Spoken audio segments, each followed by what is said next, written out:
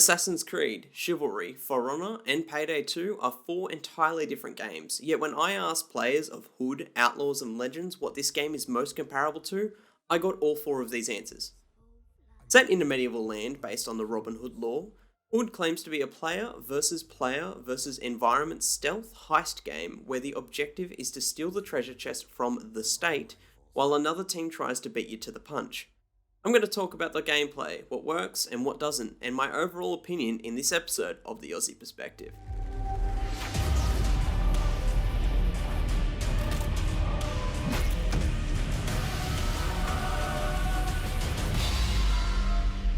We are all outlaws. Hood, Outlaws and Legends. Let's get into it. My name is Cameron and this is the Aussie Perspective. So, this game, well, I'll start by saying it was fun. For the first 10 to 15 hours, that is. But even then, for the first 3 hours, I had a very off and terrible, really, time. So, all in all, you get 20 or 12 hours of fun gameplay out of this. And I played it for 30. So in the review, I'm going to get into, really why I had such a meh time. But first of all, I'm going to talk about how the game works, the characters that are played, the bugs, the problems, the positives. There are many positives of this game. Two, but, many. And then I'm going to get into the final verdict. Let's get into it. I don't really want to talk too much about the review. I already introed the game a little bit before. Oh, and yeah, finger's still broken. First, you and your team of outlaws spawn into the match on the outskirts of one of 5 strongholds in the game. And the goal is relatively simple. Find the sheriff, steal the vault key, find and open the vault door, take the treasure chest to one of few winch spots on the map, and then finally winch the treasure away and then decide between keeping the spoils for yourself or giving to the people. The catch to all this is that there is both an AI army of soldiers, crossbowmen, and knights who will want to stop and kill you, plus another team of players who will want to steal the chest first. Now, to do all that, you and the other team battle out with 4 set characters called Outlaws, from whom you can freely select in any combination before the match starts. There is Robin, who is a long-range archer whose goal it is to take targets out, keep the enemy bay, and support the team as they winch the treasure. Next comes John, who is the big tank of the game. He wields his hammer of mass destruction to smash your enemy's head skulls in, and he uses his brute strength to help the team by opening castle gates and carrying the chest faster than any other character. Then comes Marianne, who is a stealthy assassin who can go invisible, sneak up on unsuspecting targets, and assassinate from any direction. She also gets a powerful crossbow when stealth isn't an option. And finally comes Took, my personal favourite, who is a melee support monk who swings his flail with absolute reckless abandon, while also being the only legend who can heal his allies and see enemies through walls. Now, every one of these characters have the ability to sneak and assassinate. Each of them gets their own specific grenade, and each gets their own activated ultimate ability. On top of these abilities, each character has access to perks, which significantly increase their power level. Some perks even change the way their kit works and really change the way the outlaw is played. I don't want to get into too much of the balancing of these characters, as I personally think that the characters are all balanced with one being situationally stronger than others, but that is mainly because of a questionable mechanic, which we will get to later. Now, I wanted to talk about the flow of each match, as it can be quite topsy-turvy. Each match starts in mostly the same way. Both teams usually sneak up on the strongholds, killing guards along the way, trying to capture valuable respawn points, and ultimately trying to find the sheriff, steal his key from him, and get your way to the vault. This is where 90% of players will try to be stealthy. Failing to do so highlights your position no matter where you are to the enemy team, brings an army of guards on your head, and prevents you from stealing the key from the sheriff. On paper, this sounds quite disastrous, game-ending even. However, there really isn't much punishment for being spotted. At this stage, you can escape the guards easily. The enemy team doesn't give a damn about your position, as focusing their attention on you only serves to slow down their key find. Since the game outed stealth as being a major part of the game at release, the lack of consequence in the early game for being discovered really takes away from the experience. There is no heightened awareness from guards, the sheriff doesn't try to go to a more secure location, and you don't get any benefit from the other team being discovered. Furthermore, the enemy team is notified if you complete one of the objectives. in a stealth game. Now, there is a lot of incentive to being the ones completing the objective, as you get to know where you're going without having to figure it out, but letting the enemy team know that the key is stolen just means that they can immediately forget about the key and find the vault instead. This seems rather stupid, especially for a PvP heist game. A system where the slower team needs to discover that the key is gone and then rush to find the vault before the chest has been yeeted away would have made much more sense. Adding to that disappointment, especially at this stage in the game, is the fact that the AI guards and sheriff might as well be blindfolded, as they are laughably bad at detecting you and have an absolutely immense fascination with rocks.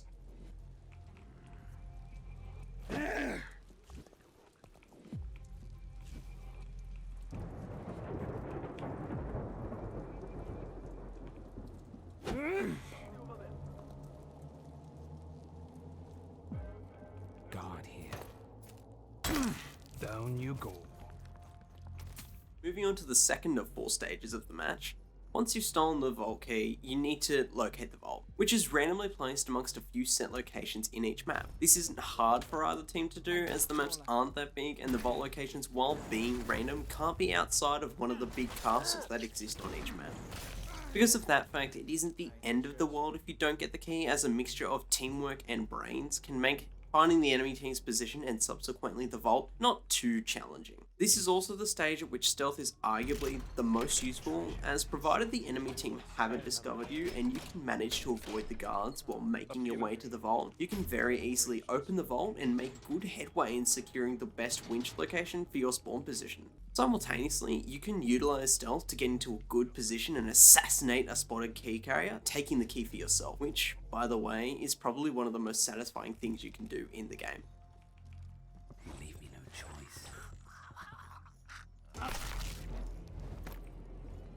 This is also where the brawl aspect of this game begins. Players sometimes throw caution to the wind and charge at the enemy team trying to get at the key. This has both the positive and negative effect of drawing 500 guards to your location, turning the battle into more of a mosh pit of assassinations, grenades flying, and the key exchanging hands 45 times. This can also get you killed, as your position is telegraphed to the universe, making you a prime assassination target.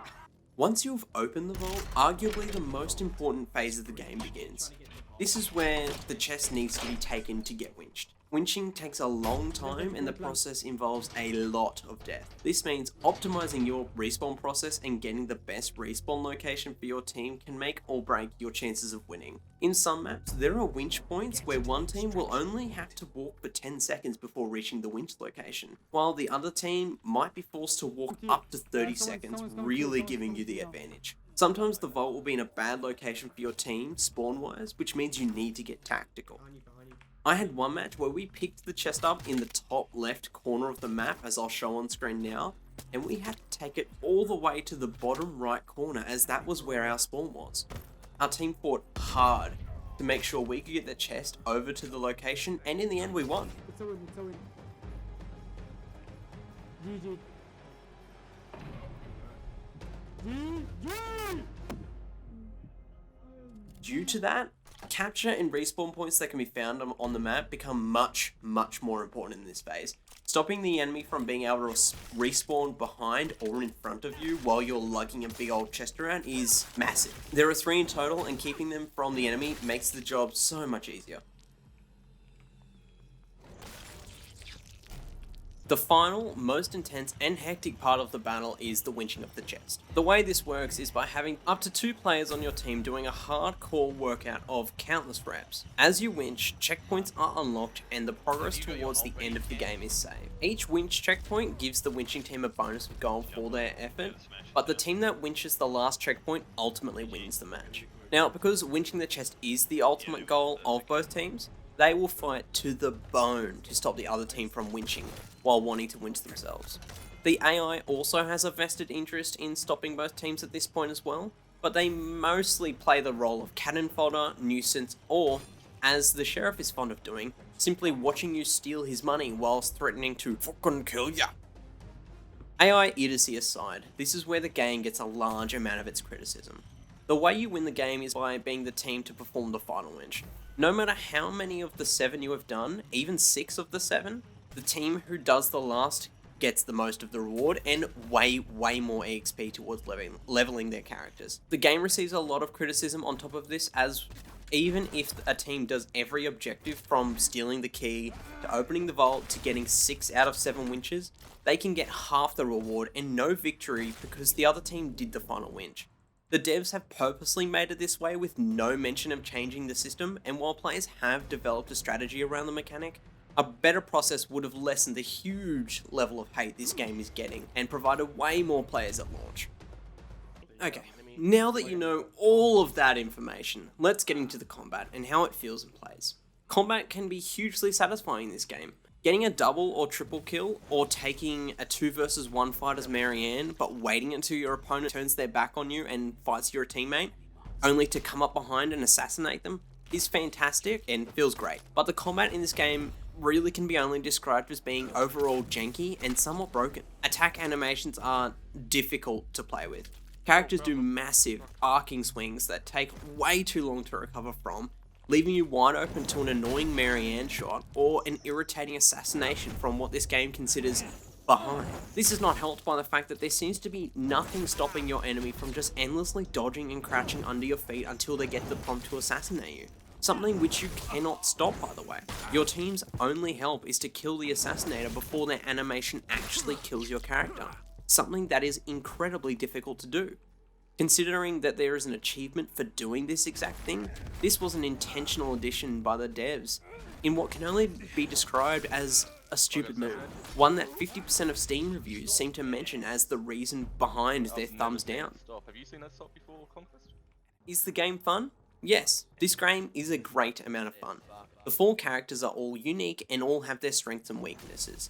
The combat, while being janky, is fun to play. You do get moments where you do get quad kills or, even more. Sometimes your team can annihilate the enemy and just get an easy win. Furthermore, it is hugely satisfying to see your team's strategy pull a fast one on the enemy and get an easy win by just sneaking around and just getting an easy winch. But this game must, and I repeat, must be played with friends, or at least people through Discord groups. You will have a terrible time as your team with no communication just runs around like headless chickens, while the enemy team methodically annihilates you. Hello, me again. So the reason why you see me is because the next bits are really problems that I can't showcase in-game, because they're really kind of unquantifiable. So let's get started. First of all, there is the in-game text chat. There is none. It is the worst. I can't communicate with someone who doesn't have a mic, and a lot of people have mentioned that they don't like using their voice on these games for whatever reason, and that's fine, that's up to them. But the fact that we can no longer communicate with each other because of that just breaks the game. I can't tell my teammates what I'm doing, they can't tell me what they're doing, and I can't ask them why the hell they're just running around in the bush while the enemy captures all the points and then winches all the gold. It's frustrating as heck. And then we get to the servers. There are no Oceanic or South American servers. And Asia, which is where I have been grouped as an Aussie, and my mate has been grouped as a Kiwi, the Asian server is in Singapore, which is 9,000 kilometers away from me, which means the ping has to travel like 100, or it needs to travel for 100 milliseconds before it even gets there, and that's based on no lag at all. So I'm probably playing with pings of about 120 to 150, which is absolutely awful, especially when the people you're versing have pings in the low digits, like in the 10s and 20s. They do everything 10 times faster than you. You have no chance of whacking. You'll be swinging your flail while dead. And then you'll finish swinging your flail, and then next minute the respawn screen happens. Did you see what killed you? No. Do you think you killed the enemy? Yes! But no, you'll spawn, and then you're like, grrr. But yeah, I really can't recommend this game for Aussies or people, or Oceanic people, sorry, and people from South America. And then we get to the fact that you can't invite randoms from your team to your team. Once the game is over, that's it. Unless you add them to your friends list, which you can't even do for PlayStation users, they lost for you forever. There is no like matchmaking for your friends. There's no way to invite them to your team. I don't get why. Surely the devs played their own game, and surely they have played a PvP game before. It can't have been that hard to add this feature. And then we get to the fact that there are only 4 characters, 5 maps, and 1 mode. For a PvPvE heist game, There really should have been more. Once you play the 4 characters, that's it. Once you play the 5 maps, that's it. And with a roadmap of 1 character, 1 mode,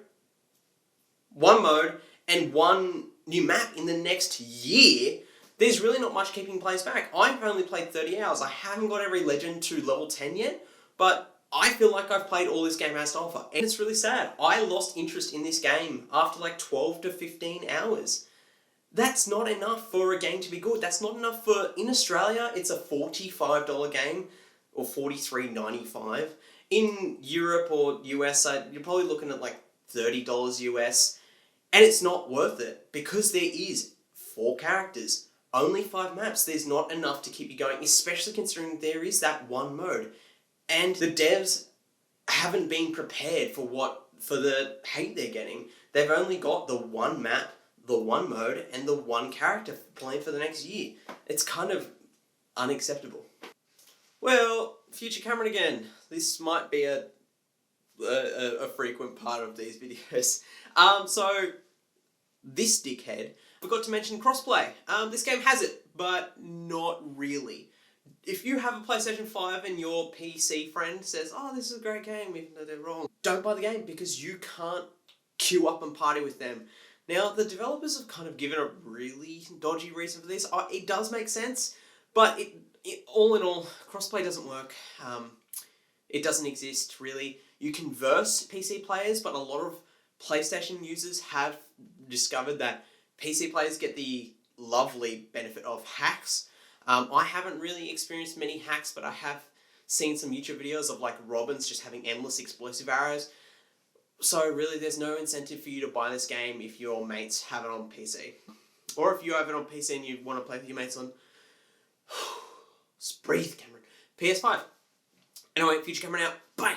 The fastest way to get experience for your perks outside of winning the game is to complete objectives. They give way more XP than almost any other action in the game. The problem with this is that the objective EXP isn't shared amongst your team, encouraging lower level players to be solo heroes rather than working as a team. It's baffling that objectives aren't rewarded on a team level basis. It's beyond silly. And matchmaking in this game is broken. A team with a total level of 10 might get matched against a team with an average level of 90. Considering the power that some perks give you, this is broken and really makes the game a buzzkill. And it's not fun to play if you have no chance of winning from the offset. Assassinations are way overpowered in this game. The way they work is by being behind an enemy player while crouching and simply pushing E to start the animation. The main issue with this is that assassinations can be done at really any time, as long as those rules are fulfilled. In the midst of combat against a character, they can simply dodge around you and push E, winning the fight.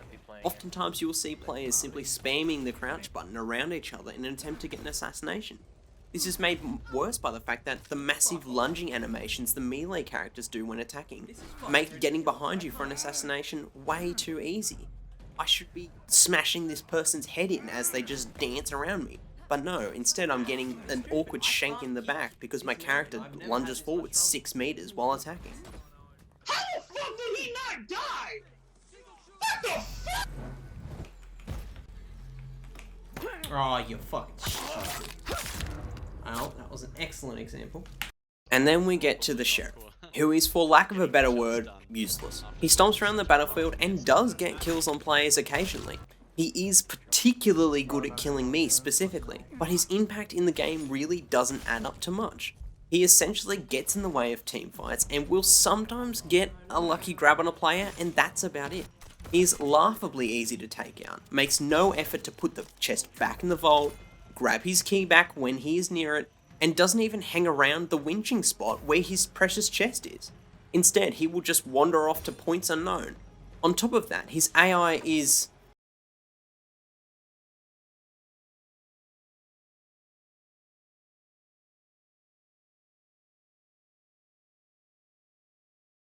Before I start the final summation and get to the final verdict, I wanted to talk about the positives of the game that have really been overshadowed by that massive list of negatives. First of all, the game looks really nice. I wasn't even playing on the highest settings. And I personally thought the game was easy on the eyes. I'm not one to care much about graphics or 4K or whatever the hell ray tracing is, but the design and look of this game really fits the time period that they went for, and it really draws you in. The map design is good overall, with maps being balanced for both teams, and I look forward to playing on 4 of the 5 maps. Furthermore, stealth mechanics in this game are really well done. It feels smooth to sneak around and assassinate guards and players while communicating the best way to attack the objective with your team.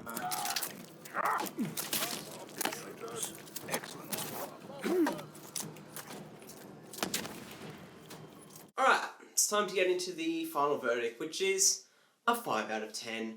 That's because the gameplay at its core is fun. The game can offer you an enjoyable experience. All 4 of the characters are fun to play, but really the myriad of issues of this game really drag me in mud.